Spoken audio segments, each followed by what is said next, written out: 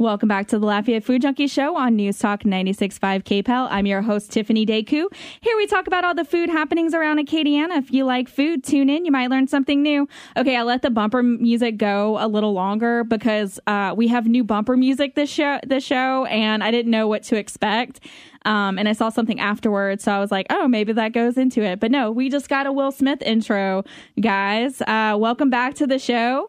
I need to give a quick shout out to the Lafayette Food Junkie radio show's biggest fan, and that would be my father. And it is his birthday today. So happy birthday, Dad. He is in Pennsylvania.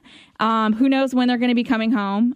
They may live there forever. And I think he told me in 2 weeks it's going to be snowing there. So enjoy your day off. Enjoy the show. And we are drinking beer in studio in your honor, and we're toasting you now. So happy birthday, Dad. Huzzah. So I just want to know, Bob, you mentioned Friday that your gumbo light went off in your car. Yes, it did. And so I just want to find out from everyone else in studio right now if your gumbo light also went off in your car this Friday. Mine flashed, but it didn't stay. Like other people's, stayed on, and all of that. Like mine just kind of was like hello, and then I was like okay, and then I saw your Facebook post about it, and I was like oh, okay, clever. So if anyone doesn't know what we're talking about, Bob texted me Friday morning when I was on my way to do the morning show and told me that his gumbo light came on in his car, and it's really the tire pressure, the low tire pressure sensor, which apparently Rob educated me that morning and said whenever we get our first cold snap here in Lafayette, everyone's tire pressure light comes on. So did y'all's come on as well? It did on one truck. It did. Okay. Yep. Yeah. So that was interesting. It was a funny thing. Rob thought that was the funniest thing that he heard all morning. Nice. And he made a story out of it. And so you kind of went viral a little bit on Friday. Un petit peu viral. Un petit peu. Wow. Yeah. Okay. Terry Dugas is joining us tonight as guest co-host. Hello. Hi. You were at the LSU game yesterday. Who cares about football? Let's talk about the spread of food that you posted on your Instagram. So, first off, shout out to Alicia and Austin Duyan. Alicia works for Adams and Reese, which is a lobbying firm, lawyer's office and all of that good stuff out of Baton Rouge. And they graciously invited me to go and spend some time. And shout out to Whitney, who's their organizer for events like that, because she really went above and beyond to make sure we were all well taken care of. Do they do that every game, or was this a special occasion? So Adams and Reese has offices across the country, from what I understand. So they do it at every major game for their offices in that area. So for LSU, of course, that was last night's game. So they invite employees, they invite clients, and then, of course, special guests like me to come and hang out. And it's a great time. I got to meet the mayor of Baton Rouge last night, which was really cool. That's very fancy. It was really great. Her husband walks up to me and he's just kind of talking to me about different things. And then he's just he's like, did you go to LSU? And I'm like, no, sir, I went to UL. And he's like, oh, so you're just here supporting and all this good stuff. And then finally she walked up and I had that moment of I know her. I know this person, but I don't know this person. And long story short, she introduced herself and I was like, oh, crap.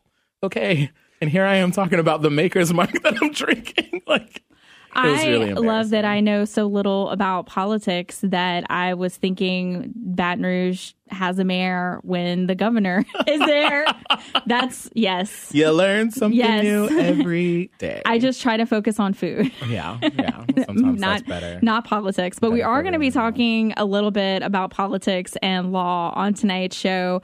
We have the owners of SawBriar Brewery, John Paul, and his wife Jessica here with us tonight. And we're going to be talking to them a little later in the show about some of the crazy laws that we have city-wise and state-wise when it comes to microbrewing and how, as Carlos told me from Bayou Teche, that we haven't quite caught up with the microbrewing trend here in Acadiana. And so you guys are going to talk to us a little later in the show about that. So thank you so much for joining us tonight, though. Thanks for having us on. Okay, so you brought us 2 beers of yours to try. Two that you very got delicious Yes, beers. they were delicious. You guys know that I don't drink beer unless it's sour, and I approved of both of these. Do you want to talk a little bit about the 2 beers that you brought for us tonight? Absolutely. So we brought 2 beers. One of them was a light lager.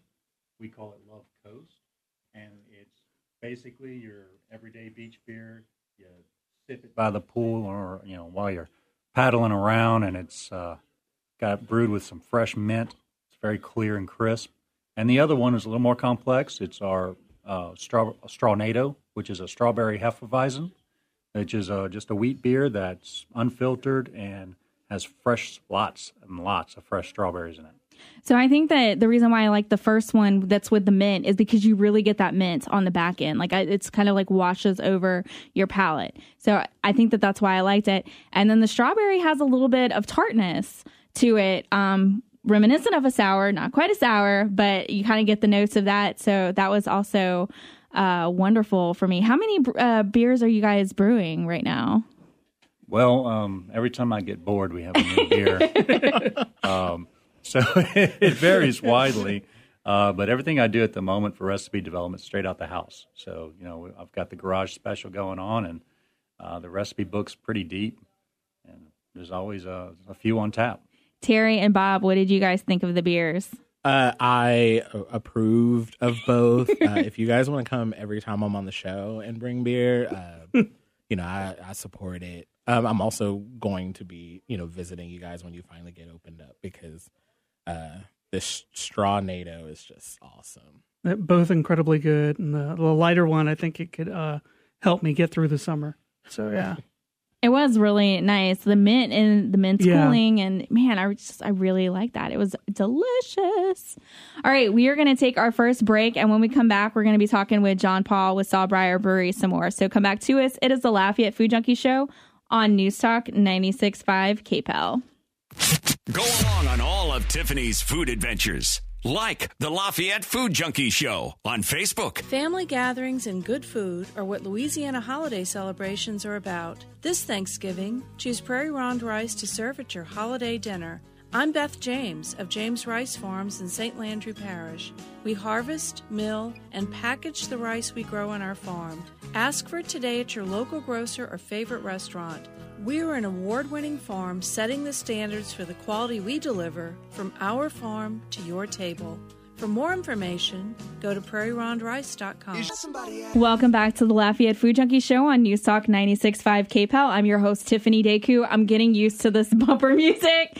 This Honey, I'm Good song is kind of fitting with the guests that we have tonight.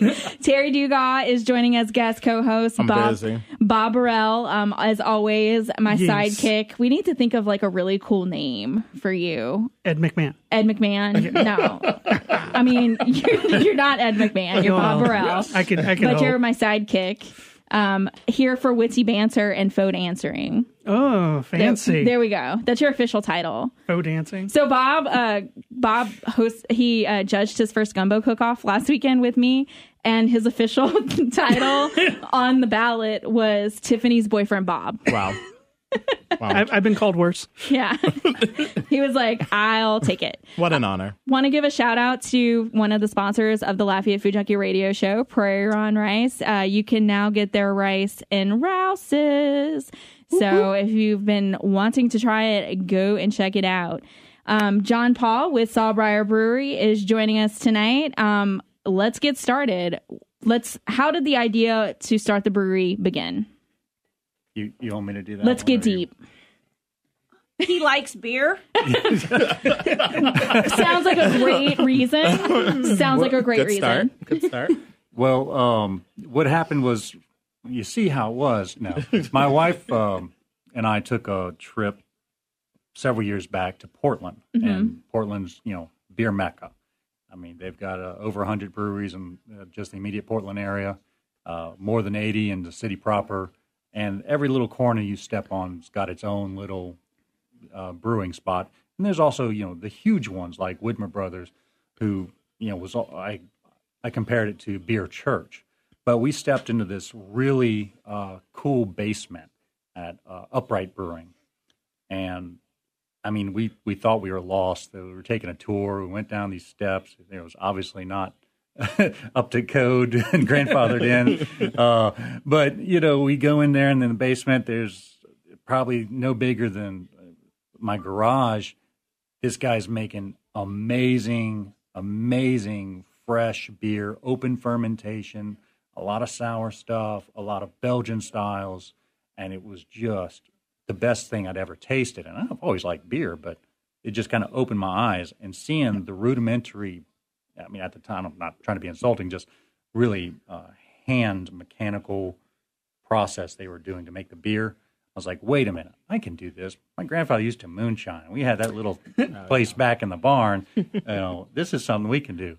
And of course, my wife was like, well, hang on now. Let's see how we're going to go about this. But that kind of made the spark happen, and it's been getting progressively worse ever since.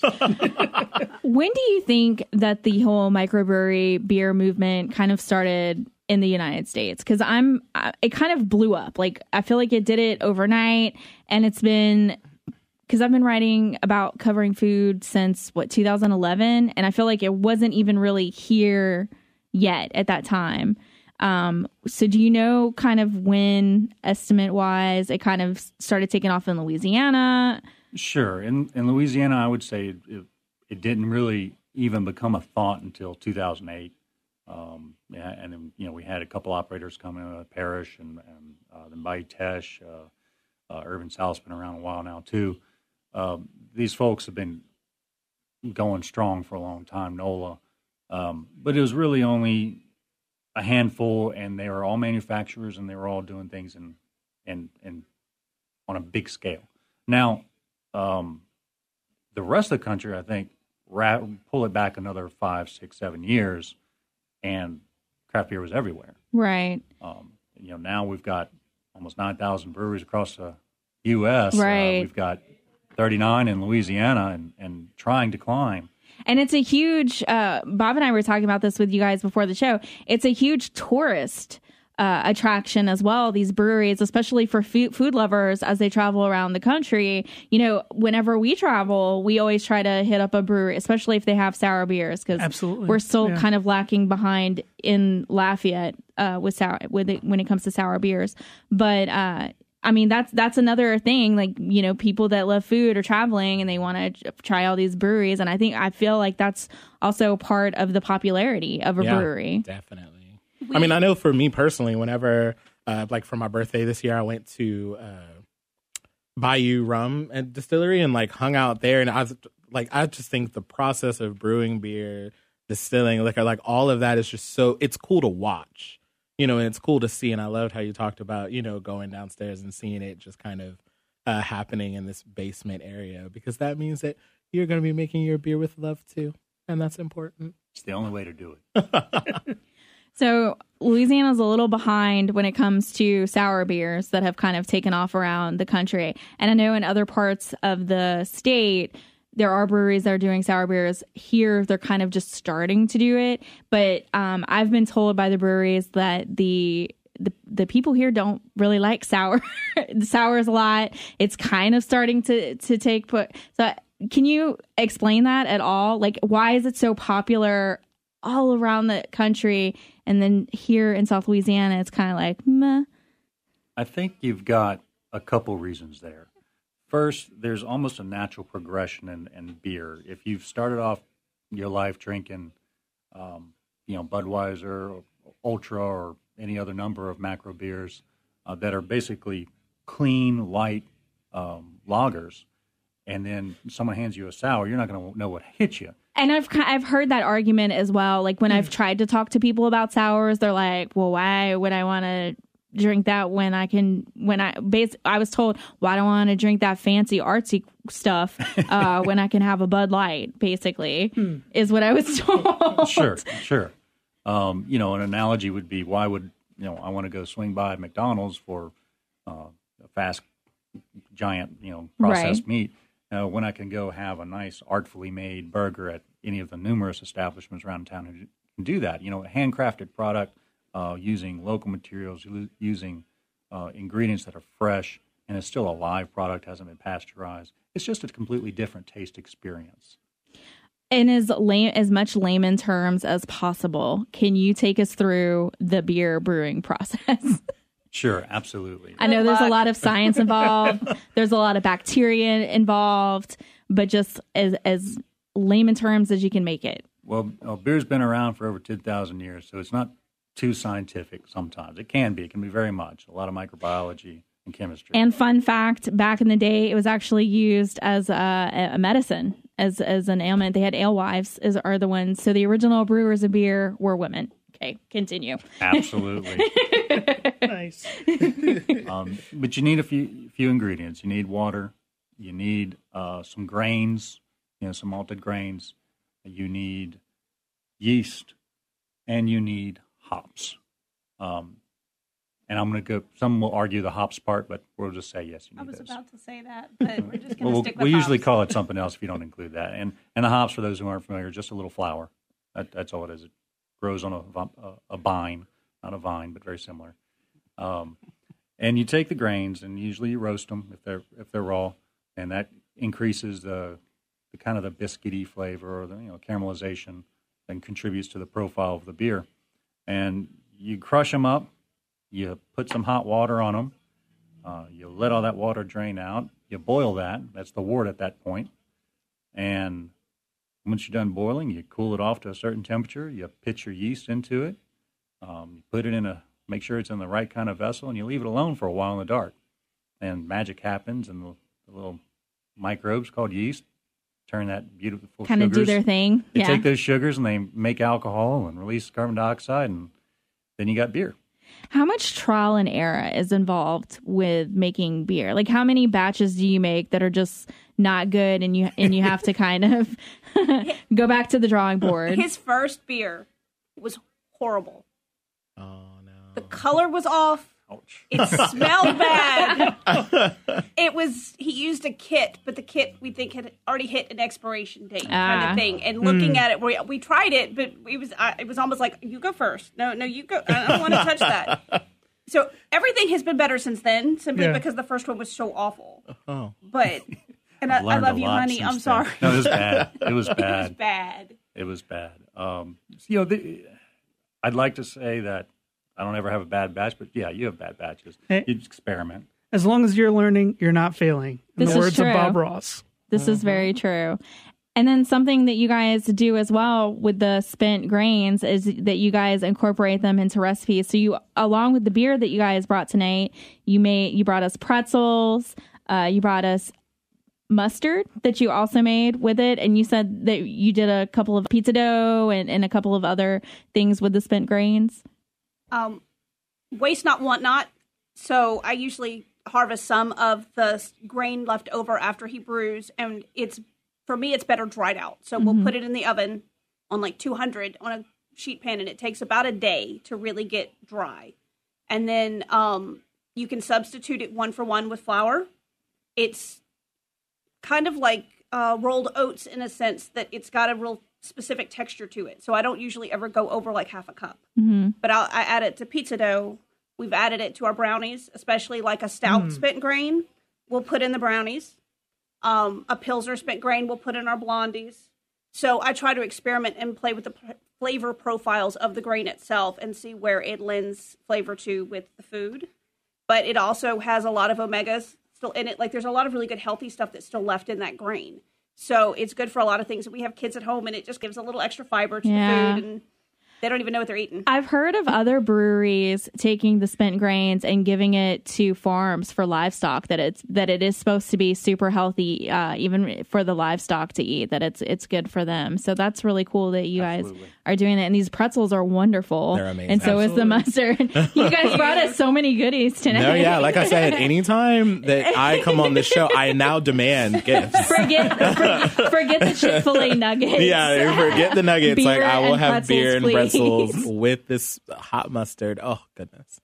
All right, we're going to take another break, and we're going to get into more of the legal side and the red tape complications with opening a brewery that you guys are trying to do here in downtown Lafayette. So come back to us. It is the Lafayette Food Junkie Show on News Talk 96.5 KPEL. Sunday nights mean the Lafayette Food Junkie Show, live in Acadiana. Brought to you by Prairie Ron Rice. Welcome back to the Lafayette Food Junkie Show on News Talk 96.5 KPEL. I'm your host, Tiffiany Deku. I keep wanting to just let the music play. I'm not used to having music. This is a whole new world for me. Have a little dance party in here. Terry Dugas joining tonight as a guest co-host. Bob Burrell, witty banner, and phone answering. I like that I've learned that I don't like sour beers because when I was very young, I was given a beer at a crawfish boil.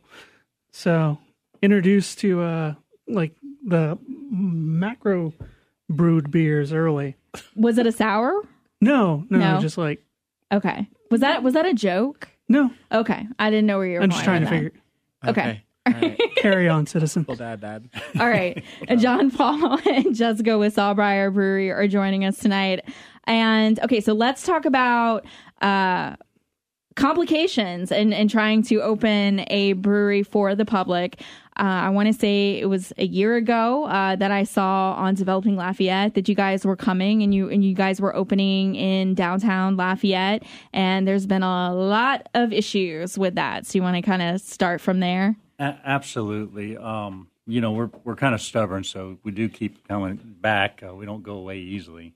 The first round out, we had some business deals that just didn't work out for us, and so we had to switch onto our new location. And the challenges we've been having have been in large part zoning. It's one thing to say we want to be downtown Lafayette because that's best for Lafayette. That's best for stimulating good development. That's best for bringing in the right kind of tourists, and just having that little extra bit of culture in the area. But then the city has to support us on that. The regulations have to allow for that. And right now, in the zoning codes of Lafayette, any microbrewery has to be zoned as a bar.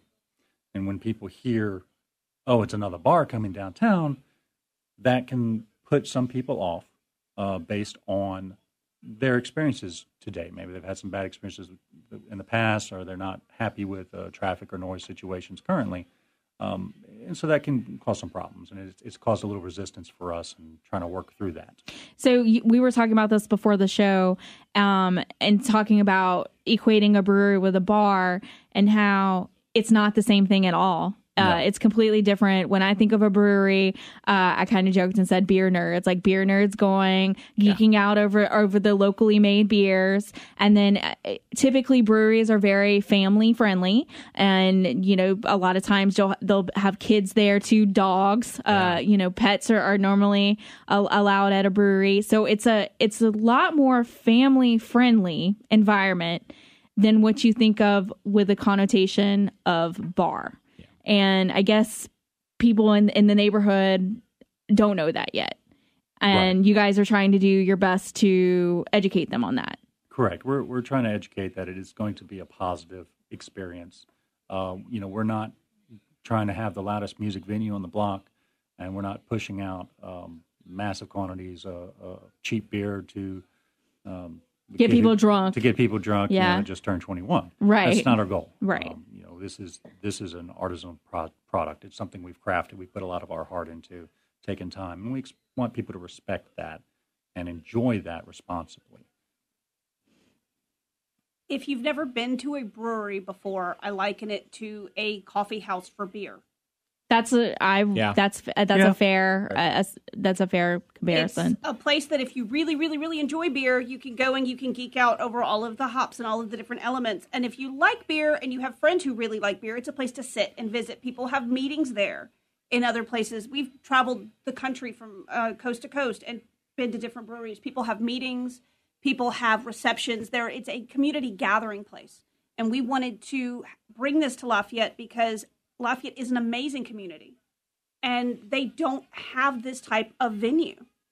And we really feel that this is a place that would appreciate and love the type of venue because they're already the same people. That love and passion is already there. It's just giving them a space to be able to have that, which is why we chose to open this brewery in Lafayette.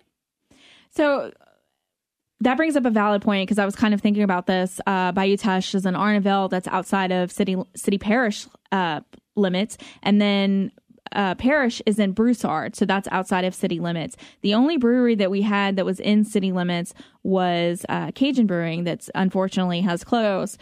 Why did they not get as much kickback to opening in downtown Lafayette? Because, I mean, they're also, we were talking about that their location isn't a residential area in downtown Lafayette. Why do you feel like you guys are getting so much more kickback than they got when they were opening?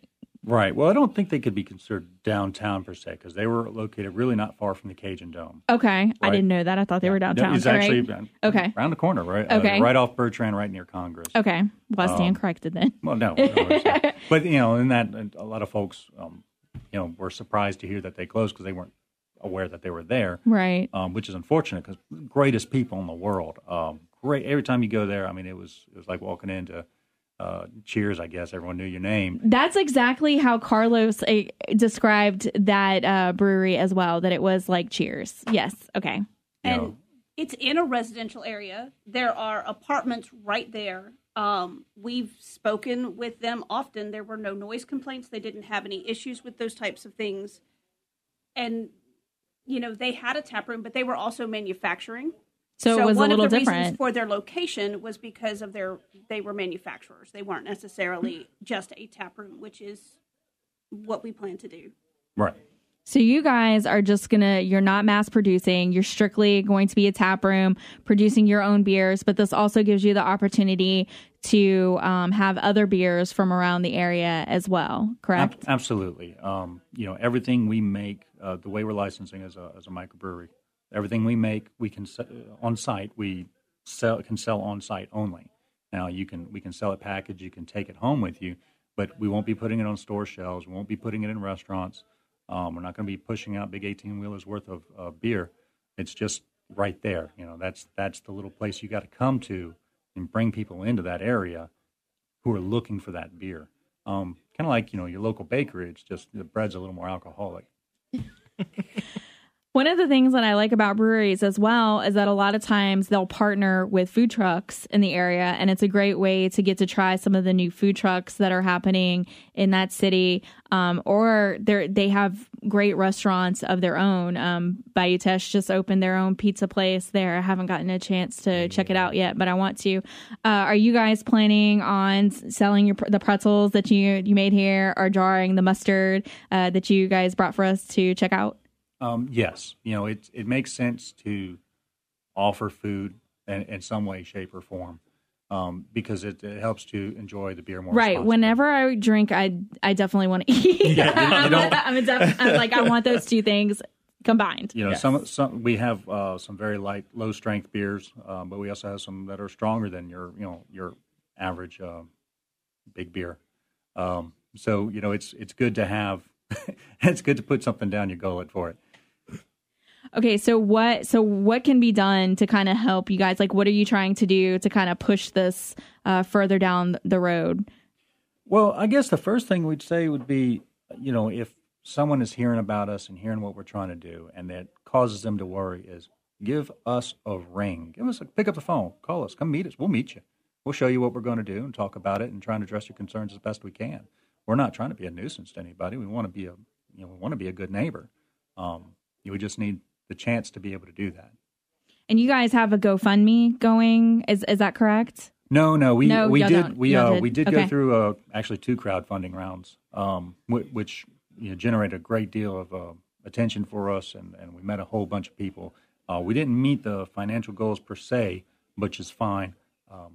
We shot big and we scored what we could, but. So right now we've got everything we need. We're just trying to get to that point where we can open the doors for folks. Speaking to your council person, your council member would be very helpful right now.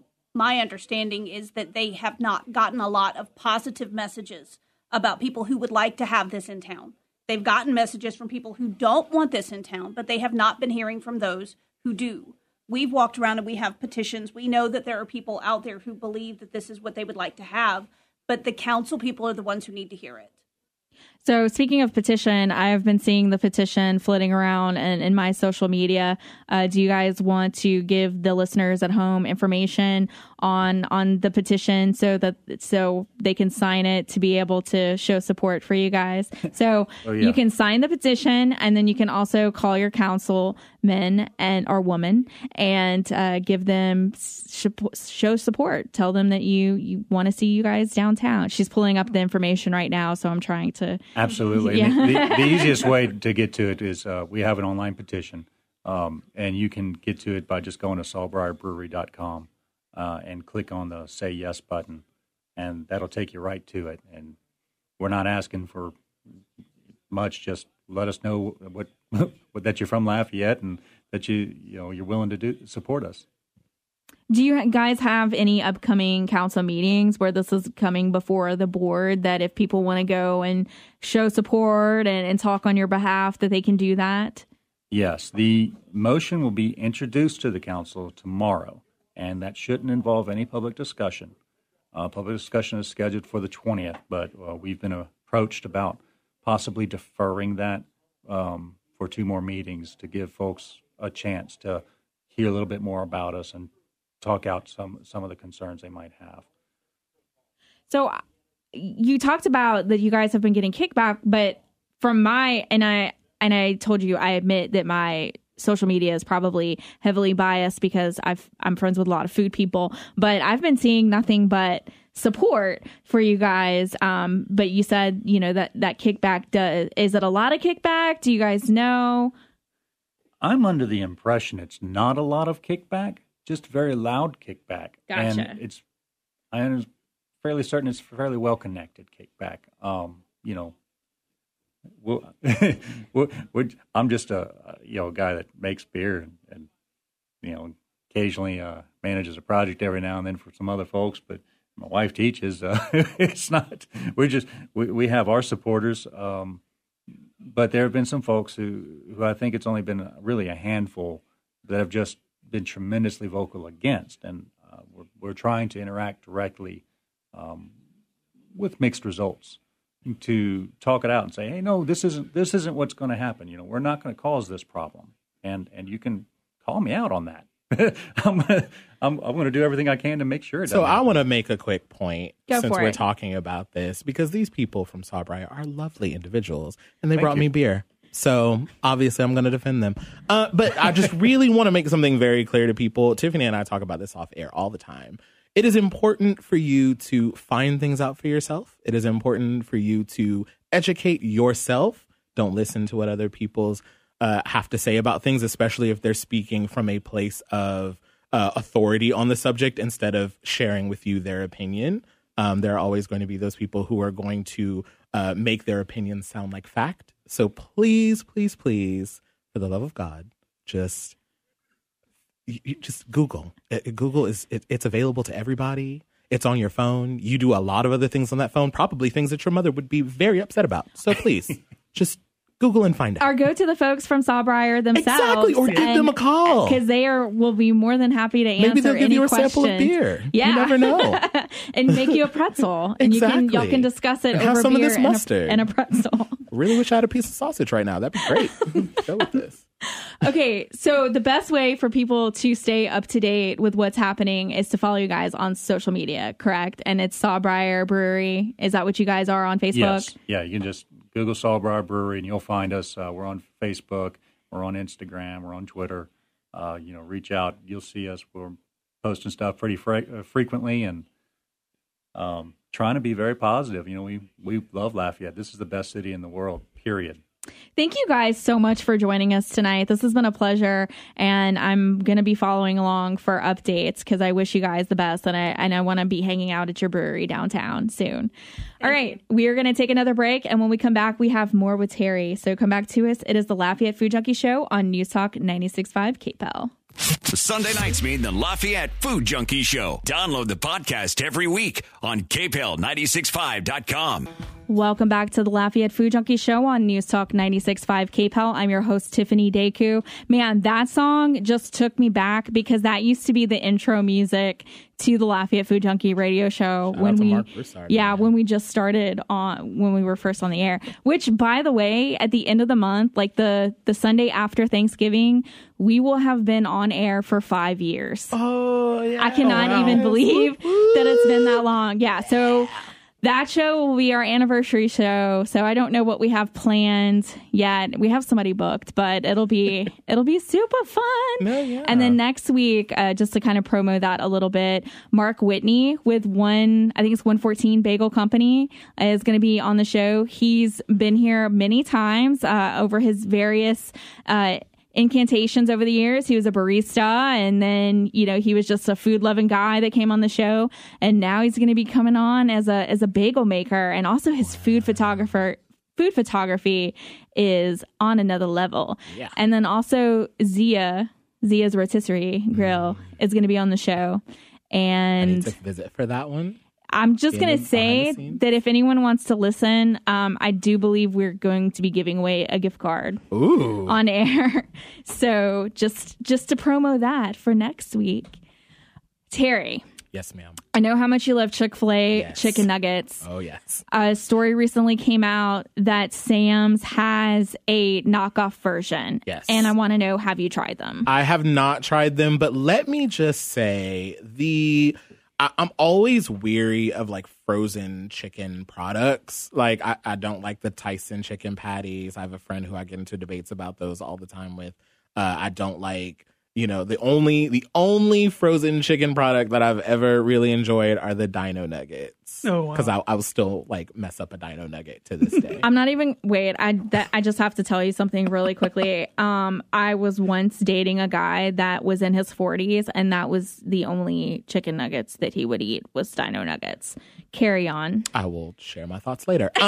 So that being said, I'm really weary, but at the same time, I've seen the online reviews. I know all of the major publications and then magazines and everybody have been talking about them. Reddit's been talking about them. So, I guess I'm going to have to go and try them out and see. I have first off, I have a coworker that has a Sam's Club membership because I'm a Costco girl. Oh, see, I'm a Sam's person. And, you can go buy a bag. Yeah, that's what I'm saying. I'm going to have to go try them out, check them out. Well, I told her that the next time she goes, and I may have to get you to do it if you go, I was like, I'm going to write you a check for cash. I said, I just want this 10-pound bag of chicken nuggets. I said, this is literally all I want because I want to test it out. Yeah. And people have been saying that it is very comparable. Yeah. That the only thing is that like obviously like the Chick-fil-A one is fried and you bake these, but why can't you fry them? That's what I don't understand. Why is everyone baking these and not frying them? You have a fry daddy at home. Have at it. On that same note, so the thing that makes the Chick-fil-A nuggets so special is that they're brined in pickle juice. Yes. Let's just, you can brine your own. I mean, making chicken at home is a nightmare, but if you want to do it, you just have to brine your chicken in pickle juice. There are all kinds of dummy recipes online. On that note, why am I blanking on the name of that gas station? Racetrack has chicken sandwiches that the chicken patty tastes exactly like the Chick-fil-A one, but the bread is awful. Okay. So, get it, and it's like Chick-fil-A, but it's like a mashed, been sitting under a heat lamp, white bread bun. Like, so that part is like lacking because the Chick-fil-A has like the nice toasted butter bun. So you're not going to get that.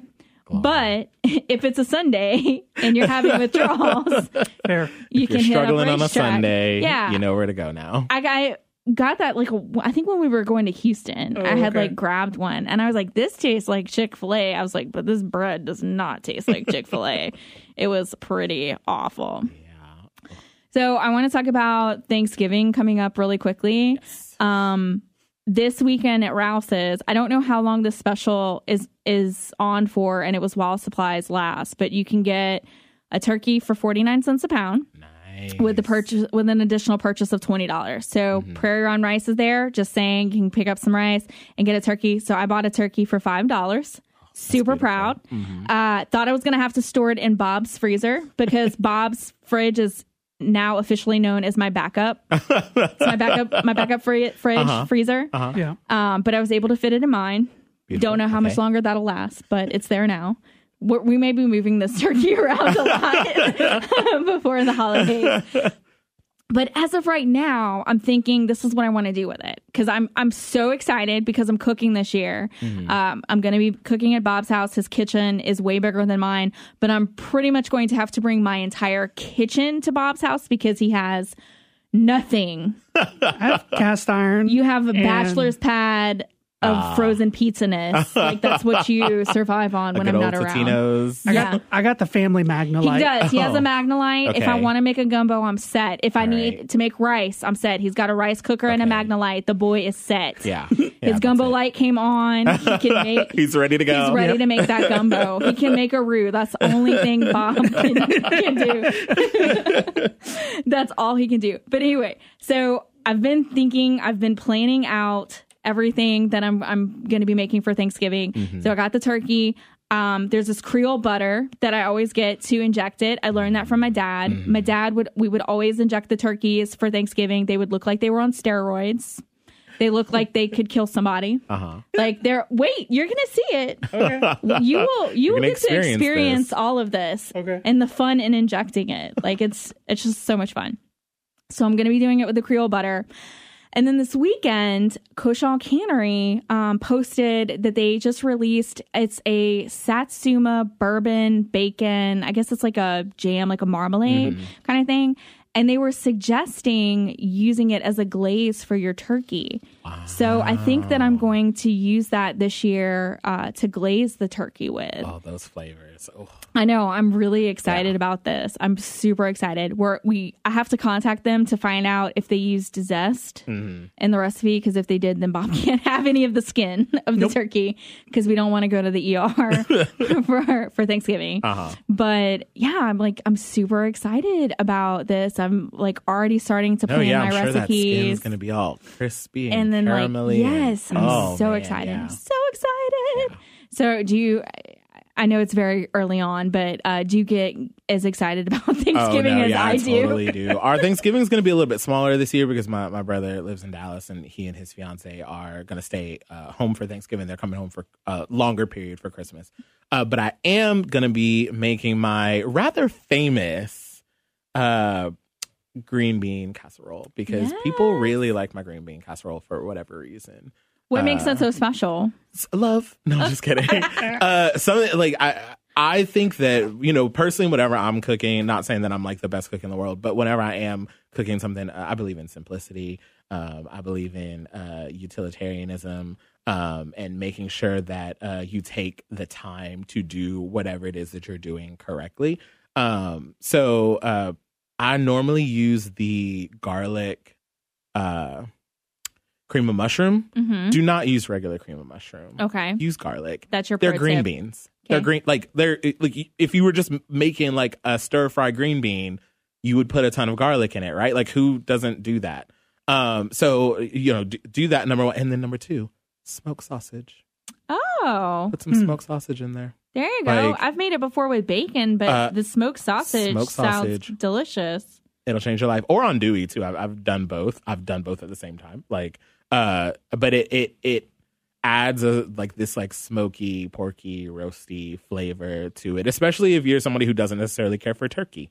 I mean, I do. I love turkey, but so do that, and then of course, your crispy onions on top, lots of butter, lots of a little bit of sugar in there for the green beans, and just mix that up nice and slow, and then put it in the oven and just let it ride low and slow. So I realized today that I don't live in the South, but I live in South Louisiana, when I was trying to go to the store to purchase a gravy boat for Thanksgiving to make actual gravy with, because y'all's gravy is different than my gravy. And I was like, man, I am officially in the land of no, not actual gravy, because I can't find a freaking gravy boat. But I did finally find one. There were slim pickings, but I did find one. But we went to World Market, and they have all their Christmas holiday gourmet food stuff out, and Target too. Yeah. I don't know if they had gravy boats, but Target's got some amazing stuff right now for the holidays. It was super fun. Terry, it's a pleasure as always to have you on the show. Thank you so much for having me. That's our show. Thank you so much for tuning in. Join us next week, Sunday at 6 p.m. This is Tiffiany Deku on News Talk 96.5 KPEL, and this is the Lafayette Food Junkie Show. Thanks for listening, and as always, happy eating, Acadiana. Follow Tiffiany on Instagram. Just search The Lafayette Food Junkie.